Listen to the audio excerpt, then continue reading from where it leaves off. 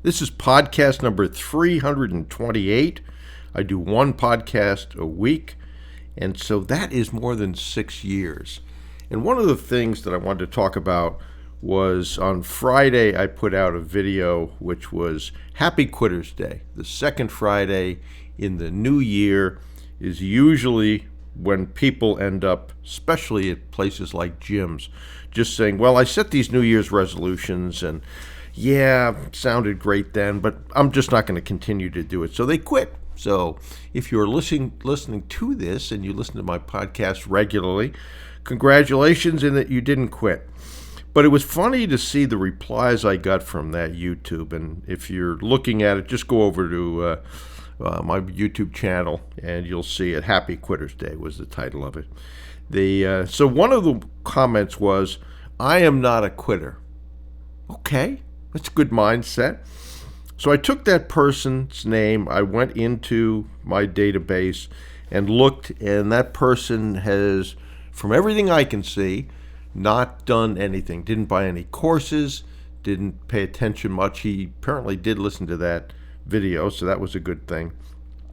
But I said back to him, you can't quit if you don't start.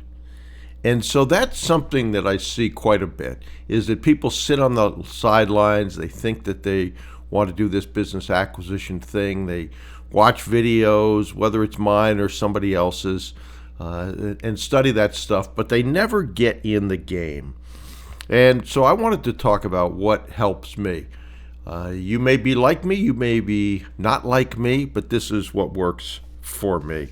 The first thing is, no matter what it is, I like to have a plan, and I like to have a written plan. So if I'm working out, which I do regularly, I have a physical trainer who every month gives me a new plan, and that goes to my mobile phone. If I do the workout, which I do, I end up checking it off. I comment on whether it was hard, easy, or whatever. I like to get those out of the way early. And I've always been an early riser, but this morning, Sunday, I woke up at 3:08, and I just lay in bed for a little bit, but then I said, let me get up and work out. So I did that. So I finished that by, before 5 o'clock. And I like to get up and get things out of the way. This podcast I'm doing early. It's about 5:24 a.m. So I can check that off my list. If I want to lose weight, one of the things that I learned early on was you've got to have a plan for that. So writing out a food log, what am I going to eat today, and then what did I eat? There's plenty of apps that'll help you with that. And you can use any number of them, but I use the Franklin Planner, originally called the Covey Planner, I believe. I started that back in the late 80s, believe it or not. It's a paper planner, and it gives you a lot of things that you can keep track of, a prioritized daily list. I fill that out every day. You don't have to use that.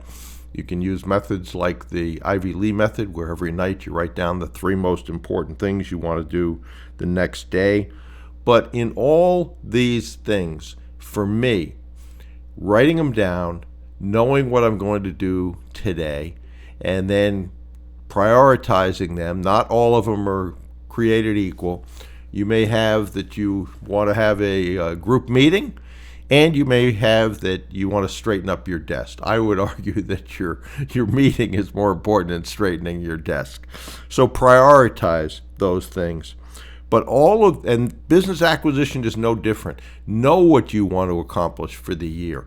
Write it down, break it into quarterly goals, break it into monthly goals, and then break it into the daily things that you're going to do. And habit or discipline is one of the things that helps the most. If I look at the podcast, I have done that every week, as I mentioned. There was a week I came close to missing it, but I didn't. It was like 3 o'clock in the afternoon. I went, whoa, I didn't do a podcast. But that is a habit that would be hard for me to break now. In fact, I don't know how. If I was dead or unconscious, absolutely, I would potentially miss it unless I was able to record something in advance. but it's just a habit. I can't get out of that habit. And so working out is like that. Doing the things on the business acquisition journey is like that. Create those habits, whether that's so many cold calls a day, so many letters, so many outreaches, whatever it is. But come up with a plan in really all aspects of your life. Pay attention to it. Make sure your goals and affirmations line up. It's a great time of year to do that.